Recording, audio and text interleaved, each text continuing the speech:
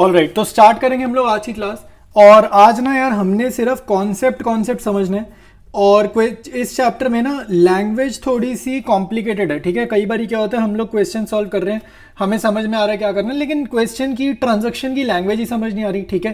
तो जो important languages हैं जो रेपिटेटिवली आती हैं, हर दूसरे क्वेश्चन में रिपीट होती है ना, वो वाली लैंग्वेज भी मैं आपको इस चैप्टर में समझाऊंगा, ठीक है। तो बैंक रिकन्सिलिएशन स्टेटमेंट हमारे चैप्टर का नेम है। अब इसमें दो चीज़ें आपको पढ़नी है सबसे इंपॉर्टेंट। पहला है कैश बुक, ठीक है, कैश बुक क्या होता है, और दूसरी चीज जो हमारे को पढ़नी है वो है पासबुक, ठीक है। एक होती है पासबुक। तो कैश बुक और पासबुक क्या होता है मैं आपको बिल्कुल लेमैन टर्म्स में समझाऊंगा, बिल्कुल आराम से, ठीक है, कि हमारे को रियल लाइफ में जैसे हम चीजें देखते हैं उस वे से हम इन चीजों को समझेंगे, ठीक है। तो सबसे पहले आप ये समझो, कैश बुक में ना हम लोग पढ़ रहे हैं क्या, बैंक बैलेंस, ठीक है।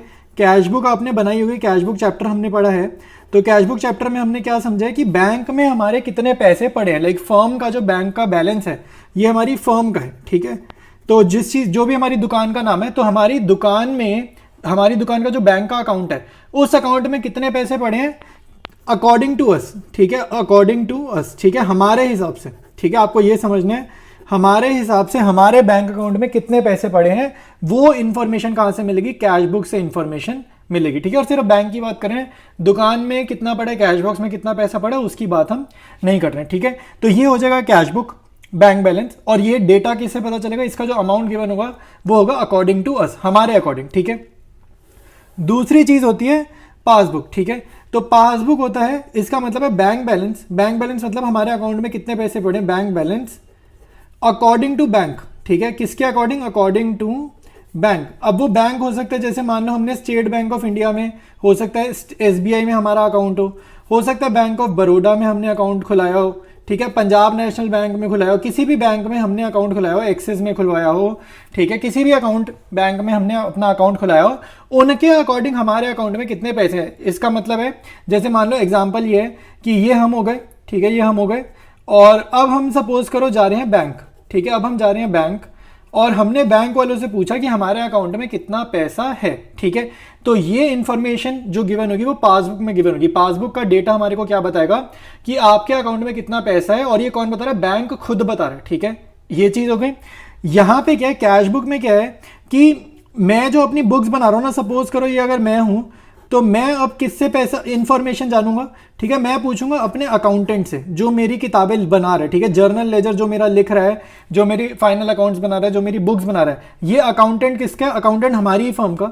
तो मैं अपने ही बंदे से पूछूंगा, हाँ भाई मेरे को बता दे कि हमारे बैंक अकाउंट में कितने पैसे पड़े हैं, ठीक है। अगर मैं अपने ही बंदे से पूछता हूँ, अपनी दुकान के अंदर बैठकर ये बात कर रहा हूँ, तो वो जो बताएगा कि आपके अकाउंट में, मान लो ये मेरे को बताता है कि आपके बैंक में कितने हैं, ये बोल देगा हमारे अकाउंट में कितने पड़े हैं, 50,000 रुपए पड़े हैं, ठीक है।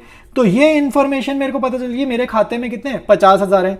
लेकिन हो सकता है ये अकाउंटेंट मेरे से झूठ बोल दे, हो सकता है ये अकाउंटेंट मुझे एग्जैक्ट बात ना बताए, ठीक है। हो सकता है ये ऊपर नीचे बैलेंस बता रहा हो, आइडिया से बता रहा हो, या मेरे को इस पे शक हो कि ये फर्म के अकाउंट्स ना ठीक से नहीं लिखता, ये कुछ चोरी चकारी कर रहे हैं, कुछ भी डाउटफुल हूं अगर मैं, तो मेरे को अगर बैंक बैलेंस कंफर्म करना हो कि मेरे अकाउंट में कितने पैसे पड़े हैं, तो मैं ये सेम इंफॉर्मेशन अपने बैंक वालों पे जाऊंगा। मैं एक्चुअली मैं ब्रांच में जाऊंगा, ठीक है, ब्रांच मतलब मेरे घर के पास जो भी ब्रांच होगी बैंक की, मैं वहां जाऊंगा और यहाँ पर बैंक का जो इंप्लॉई होगा ना, मैं उससे पूछूंगा भाई मेरे बैंक में कितने पैसे हैं, तो मेरे से अकाउंट नंबर वगैरह लेगा और मुझे बता देगा कि आपके अकाउंट में कितने पैसे पड़े हैं, 55,000 रुपीज पड़े हैं, ठीक है।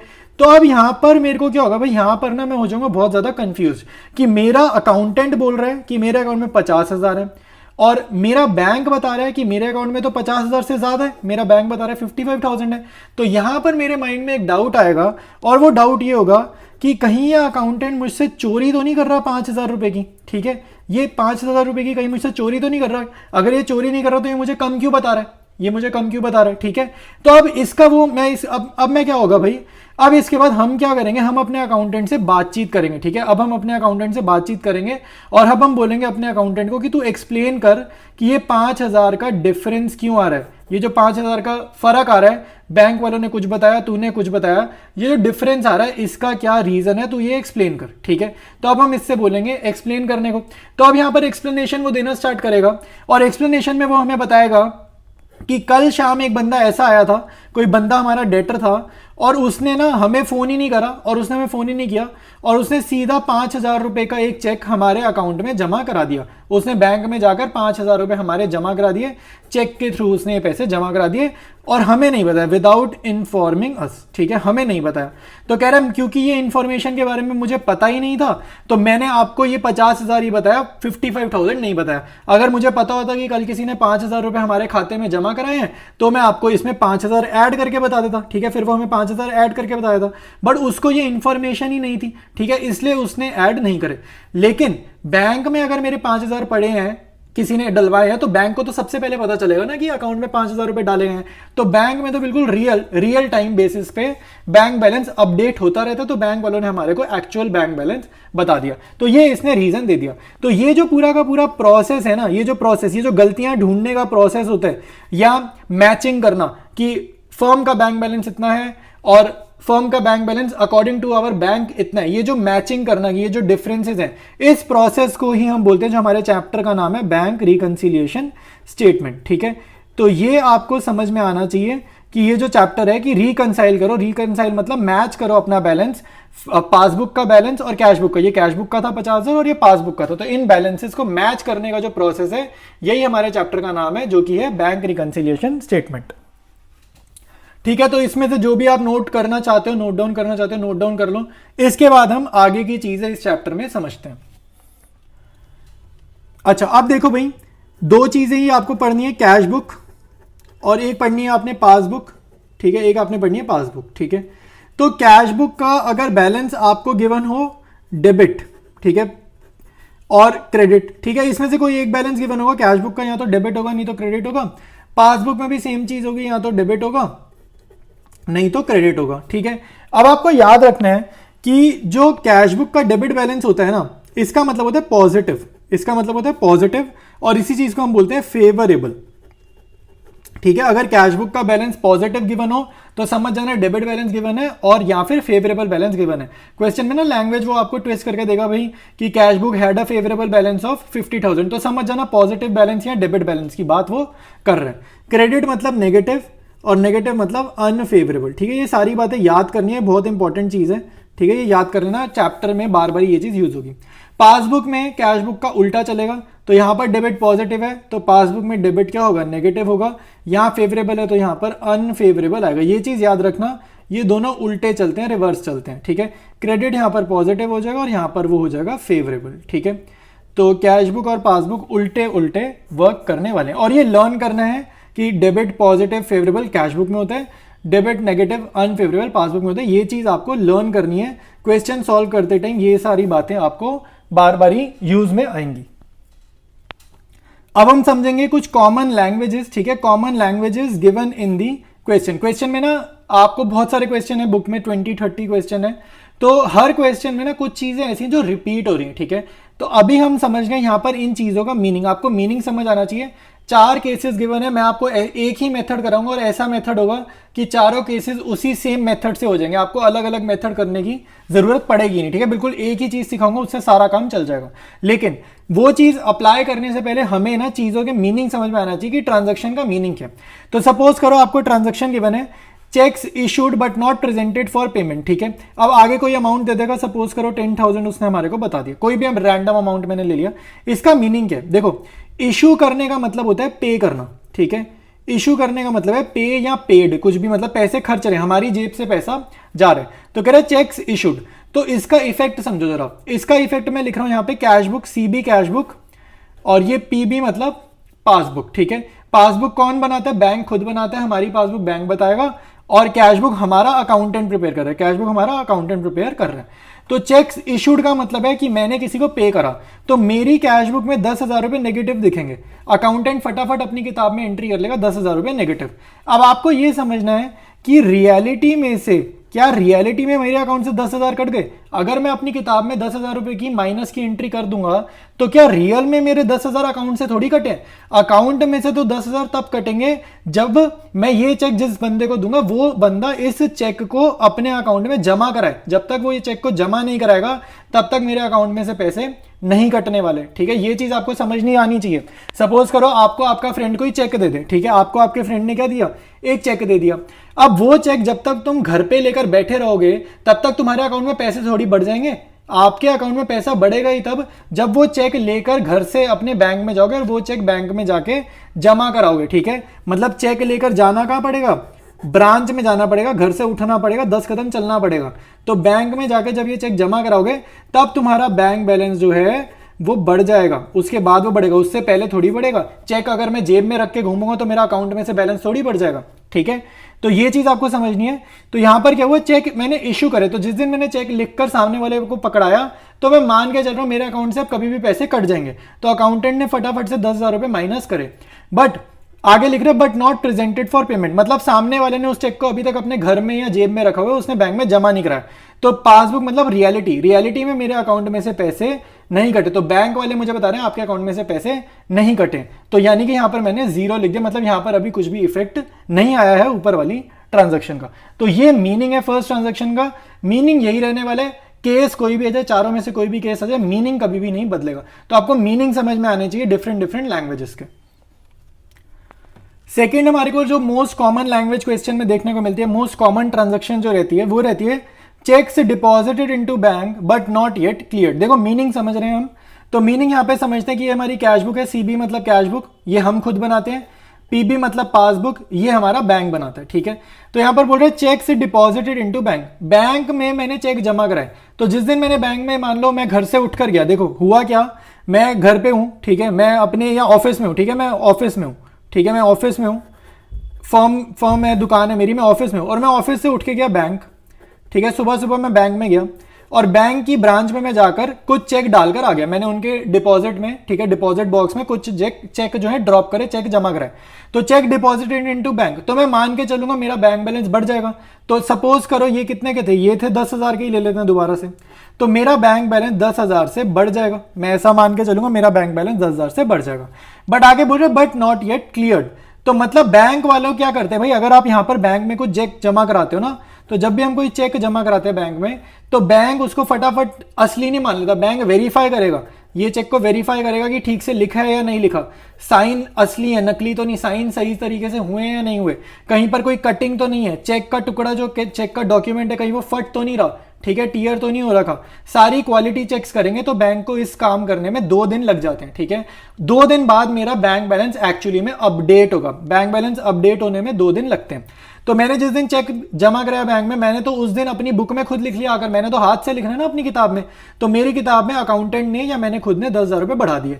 लेकिन आगे बता रहा है बट नॉट येट क्लियर्ड, तो पासबुक में तो कुछ भी चेंज नहीं आया, बैंक वालों ने मेरा चेक अप्रूव ही नहीं करा। अब क्या रीजन है, साइन की दिक्कत है, चेक फटा हुआ था या चेक सही से नहीं लिखा था, कुछ भी रीजन से बैंक वालों ने चेक को मेरा अप्रूव नहीं किया। तो बट नॉट येट क्लियर मतलब पासबुक में बैलेंस नहीं बढ़ा, पासबुक में 0 रुपीज ही दिखा रहा है, मतलब इसका ट्रांजैक्शन का कोई इफेक्ट नहीं हुआ पासबुक के अकॉर्डिंग, ठीक है। तो ये इसका मीनिंग है। अब यही लैंग्वेज को इफेक्ट यही रहेगा, लेकिन इसी लैंग्वेज में हो सकता है आपको लिख दे क्लियर्ड की जगह आपको हो सकता है वर्ड लिख दे कलेक्टेड, ठीक है, सेम इफेक्ट सेम मीनिंग, ठीक है। Check deposited into bank but not yet collected, ये भी आ सकता है, बट नॉट येट क्लियर्ड ये भी आ सकता है। इसकी जगह सेम इफेक्ट लैंग्वेज कैसे लिखेगा, credited by the bank, credited by the bank. इसको अगर मैं रीड करूं, इसको क्या बोलेगा, check deposited into bank but not yet credited by the bank, ऐसे लैंग्वेज भी लिखेगा तो भी सेम ही इफेक्ट आने वाला है, ठीक है। तो ये चीज हो गई, सिमिलर इफेक्ट है। और इसी ट्रांजैक्शन को कैसे कैसे पूछा जा सकता है मैं आपको बता देता हूं। इसको ऐसे भी पूछ लेगा, चेक डिपॉजिटेड बट डिसऑनर्ड, इसका भी मतलब सेम ही है जो मैंने ऊपर बताई ना, ये जो ट्रांजैक्शन मैंने डिस्कस करी सेम इफेक्ट आएगा कि हमने तो जमा करा दिया लेकिन वो चेक डिसऑनर हो गया, मतलब सामने वाले के अकाउंट में पैसे ही नहीं थे, उसके अकाउंट में पैसे नहीं थे तो चेक तो नकली हो गया, एक तरीके से डिसऑनर हो गया। तो ये लैंग्वेज है, ऊपर वाली लैंग्वेज है, सेम मीनिंग है, सेम मीनिंग है, ठीक है। तो ये चीज हो गई। एक और मैं लिख देता हूं, एक और लैंग्वेज आ जाती है क्वेश्चंस में, cheque recorded but not deposited, cheque recorded but not deposited, इसका भी मतलब सेम है। देखो इसका मीनिंग भी यही है। चेक रिकॉर्डेड मतलब मैंने अपनी कैश बुक में तो एंट्री कर दी, लेकिन मैं उसको बैंक में जमा कराना ही भूल गया। तो अगर मैं बैंक में चेक को डाल कर ही नहीं आऊंगा, चेक मेरी जेब में ही पड़ा रह जाएगा, तो बैंक बैलेंस थोड़ी बढ़ जाएगा, बैंक में तो इफेक्ट ही नहीं आएगा। तो इसमें से कोई भी लैंग्वेज आ जाए, यही इफेक्ट है कि कैश बुक में तो पॉजिटिव हो रहा है लेकिन पासबुक में उसका इफेक्ट नहीं दिख रहा। ठीक है, मैं आपको मीनिंग समझा रहा हूं ट्रांजेक्शंस के। नेक्स्ट लैंग्वेज जो मोस्ट कॉमनली हमें आती है वो ये, जैसे मान लो कह रहे हैं cheques issued but not recorded in cash book. ठीक है, अमाउंट ले लेते हैं, ठीक है 15,000 रुपए ले लेते हैं।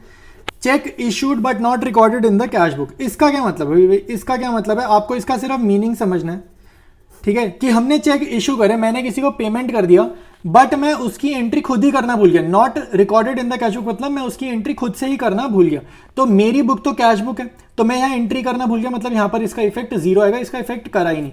पासबुक में तो इफेक्ट आएगा, बैंक थोड़ी भूल है, बैंक का काम करना नहीं भूलेगा। अगर मैंने किसी को चेक लिख कर दे दिया, मतलब इशूड मतलब पे, मैंने आपको स्टार्टिंग में भी इशू का मीनिंग समझाया है, इशू मतलब पे।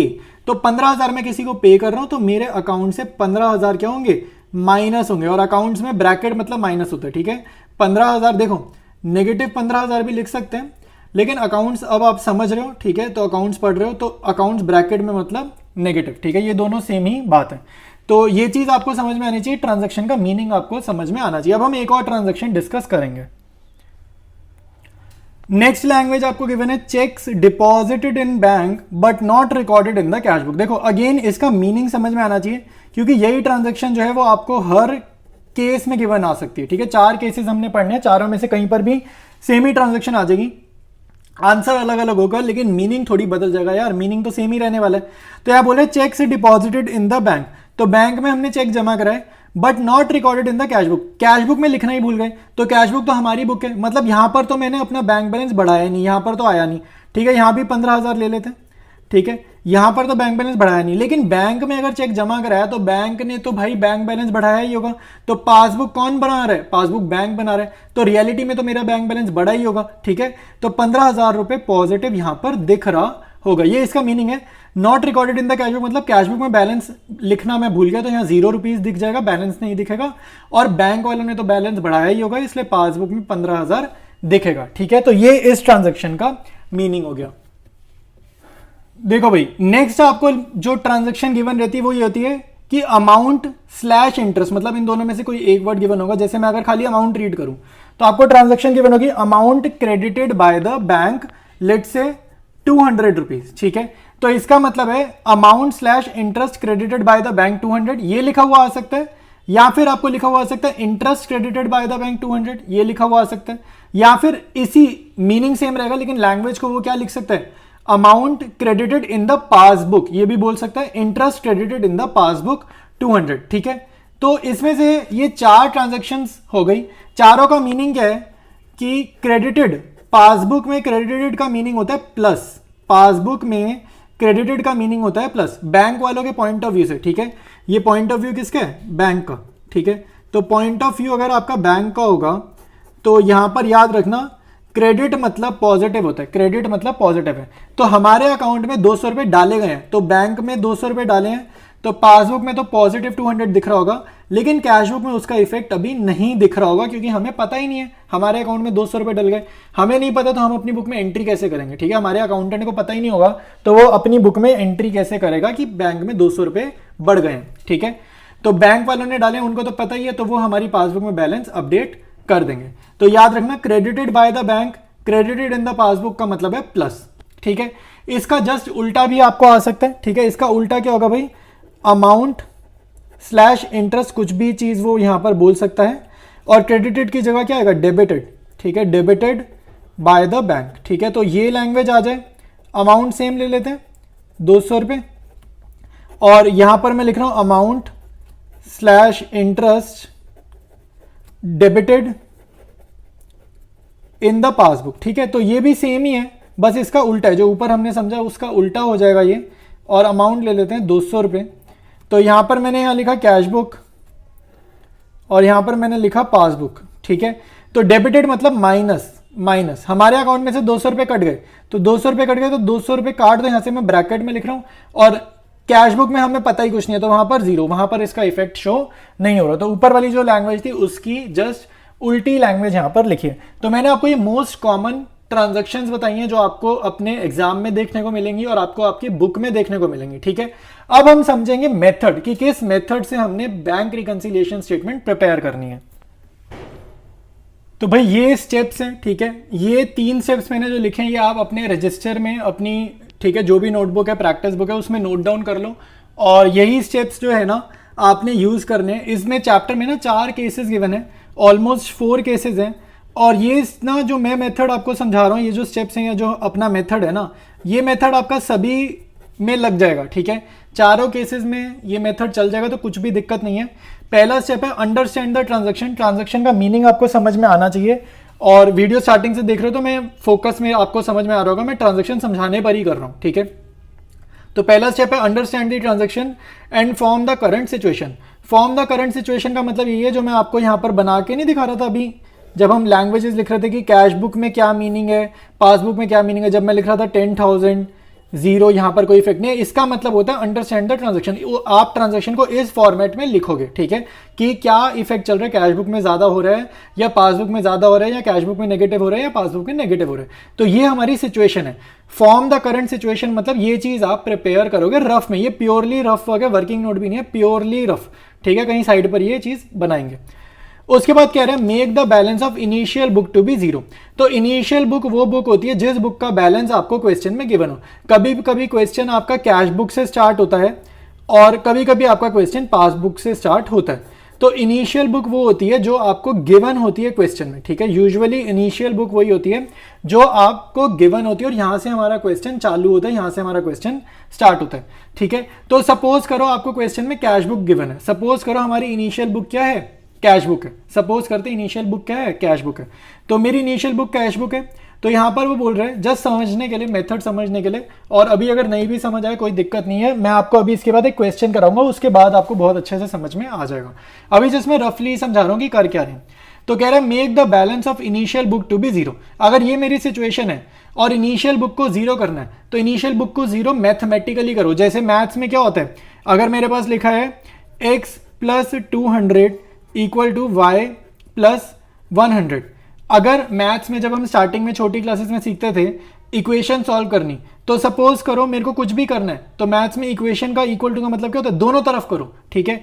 अगर मेरे को मान लो 100 को उधर भेजना है, 100 को उधर भेजना है, तो मैं इसको ऐसे ना लिखूं, मैं इसको ऐसे ना लिखूं x प्लस 200, 100 को इधर भेजने की जगह मैं ऐसे ना लिखूं, -100 दोनों तरफ लिख देता हूं, ठीक है। पुरानी सिचुएशन में दोनों तरफ -100 लिख देता हूं, तो 100 मेरा इधर चला जाएगा और यहाँ पे 100 से 100 कट जाएगा। मतलब मैं ये कह रहा हूं एडिंग -100 ऑन बोथ साइड्स। ये काम किया मैंने, यहाँ पर क्या किया, एडिंग -100 ऑन बोथ साइड्स, ठीक है। तो आपको वैसे ही यहाँ पे सॉल्व करने की, दोनों तरफ आपको अपना इफेक्ट शो करना है जैसे मैथ्स में हम लोग शो करते थे। तो यहाँ पर अगर कैश बुक का पॉजिटिव 10,000 दिख रहा है, तो अगर मैं क्या करूं कि ये मेरा जीरो हो जाए, 10,000 में मैं क्या नंबर ऐड करूं कि मेरा आंसर क्या आ जाए, जीरो आ जाए। इसको मैं ऐड करूं तो मेरा जीरो आ जाए। तो 10,000 में मेरे को -10,000 ऐड करना होगा, तभी मेरा आंसर जीरो होगा। तो मैं अपनी मर्जी से -10,000 अगर यहां पर लिख रहा हूं ना, तो मैं यहाँ पासबुक के नीचे भी -10,000 रुपए लिखूंगा, ठीक है। मैं -10,000 रुपए यहां पर भी लिखूंगा। तो मैंने ऐड किया यहाँ पे कैश बुक को 10,000 -10,000 ये जीरो, फिर मैं पासबुक के कॉलम को ऐड करूंगा जीरो और -10,000, तो मेरा आंसर आएगा माइनस का 10,000। तो इसके बाद थर्ड स्टेप के यू गेट द आंसर। तो ये हमारा आंसर है माइनस का 10,000, ये हमारा आंसर है। और इसको हम यूज करेंगे अपने फॉर्मेट में, प्लस आइटम्स और माइनस आइटम्स वाला जो फॉर्मेट है वो फॉर्मेट से हम करेंगे, ठीक है। इसी चीज को मैं एक और बारी समझाता हूँ। सिचुएशन को मैं आपको यहाँ पे ना इमेजिनरी सिचुएशंस बना देता हूँ, आपको समझ में आएगा कि क्या करना है। सपोज करो मेरी इनिशियल बुक दोबारा से कैश बुक है, कैश बुक इनिशियल बुक है, और सेम सिचुएशन मैंने यहाँ पर ले लेता हूँ कुछ इस तरीके से, ठीक है। रुको मैं यहाँ पे कैश बुक 10,000 ले रहा हूँ, पासबुक जीरो ले रहा हूँ, और अब की बार मेरी इनिशियल बुक कैश बुक नहीं है, अब की बार इनिशियल बुक ले लेते हैं हम पासबुक, ठीक है।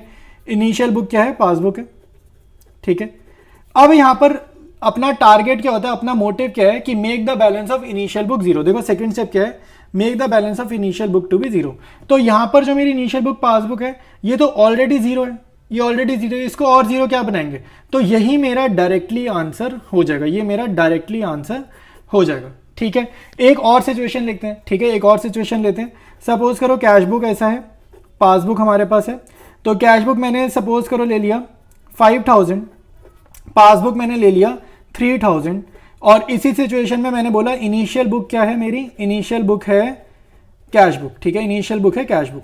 तो अपना जो मेथड है, मेथड क्या है कि पहले ये सिचुएशन बनाओ, ये सिचुएशन मैंने आपकी इजी के लिए अभी मैंने यहाँ पर बना दिया, तो ये सिचुएशन आपके सामने है और कैश बुक इनिशियल बुक है, ठीक है। तो सेकंड स्टेप क्या है, सेकंड स्टेप क्या है कि make the balance of initial book to be zero. यहाँ पर बोल रहा है इनिशियल बुक का बैलेंस जीरो करो।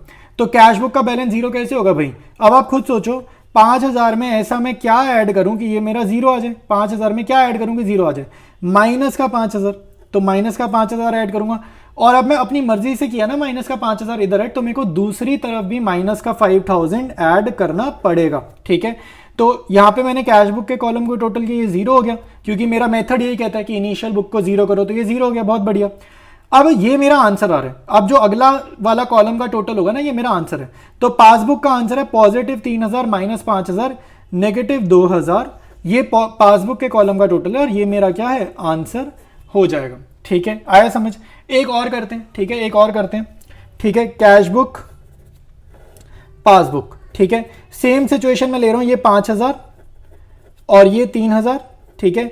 और लेट से इनिशियल बुक में ले रहा हूं अब की बारी पासबुक। इनिशियल बुक मतलब क्वेश्चन में आपको पासबुक गिवन है, तो हमारी इनिशियल बुक हो जाएगी पासबुक। ये केसेस कवर हो रहे हैं तुम्हारे, ठीक है, तुम्हारे पास ना केसेस गिवन होंगे, तो केसेस कवर हो रहे हैं, ठीक है। तो अब की बार क्वेश्चन में पासबुक गिवन है और सिचुएशन मेरी ये निकल के आई है, ये सिचुएशन में रफ में ड्रॉ कर लूंगा। अपना टारगेट क्या है, इनिशियल बुक को जीरो करना, ठीक है। ये अब तुम ध्यान से देखो यार, इस वाले में और इस वाले में डिफरेंस जो समझ जाएगा वो पूरा चैप्टर समझ जाएगा, ठीक है। इस वाले और इस वाले में डिफरेंस देखो, 5000 3000 5000 3000, cash book passbook, cash book passbook. Difference ये है कि यहां पर इनिशियल बुक कैश बुक थी, तो कैश बुक को जीरो करा था, ये कैश बुक को जीरो किया। यहां पे इनिशियल बुक पासबुक गिवन है, आपको क्वेश्चन की स्टार्टिंग में पासबुक गिवन है, तो अब मैं पासबुक को जीरो करने जाऊंगा, ठीक है। तो यही मेरा इसी तरीके से ना डिफरेंट डिफरेंट आंसर्स आएंगे। तो अब मेरे को पासबुक को जीरो करना है, पासबुक 3000 गिवन है, तो 3000 में क्या ऐड करूं कि जीरो है, 3000 में मैं क्या ऐड करूं कि जीरो है, तो मेरे को ऐड करना है माइनस का 3000। अब यहां पर मैंने अपनी मर्जी से ऐड करा ना माइनस का 3000, तो मैं अपनी मर्जी से नहीं कर सकता, मेरे को दोनों तरफ ऐड करना है। तो मैंने यहां किया, तो मुझे यहां पर भी ऐड करना पड़ेगा, ठीक है, adding minus 3000 on both sides, ठीक है। तो पासबुक का टोटल आ गया जीरो, कैश बुक का टोटल क्या आएगा, पॉजिटिव 2000, पॉजिटिव 2000। तो ये मेरा क्या हो गया, आंसर हो जाएगा। आई बात समझ में कि नहीं आई। यहां पे देखो इनिशियल बुक कैश बुक थी, तो आंसर देखो कैश बुक का जीरो था, पासबुक का नेगेटिव 2000 था, सिचुएशन बिल्कुल सेम है। और यहां पर देखो इनिशियल बुक पासबुक है, इसलिए पासबुक का आंसर मेरा जीरो है, लेकिन कैश बुक का 2000 है। तो अब इनको लिखना कैसे है वो हम क्वेश्चन करते करते समझेंगे, लेकिन अगर आप यहां तक पहुंच गए हो, ये चीज करनी समझ गए हो, तो आप ये समझ लो कि आपका क्वेश्चन बिल्कुल ठीक ठीक सॉल्व हो जाएगा, ठीक है। सारे केसेस में हमारे को इसी तरीके से क्वेश्चन को सॉल्व करना है।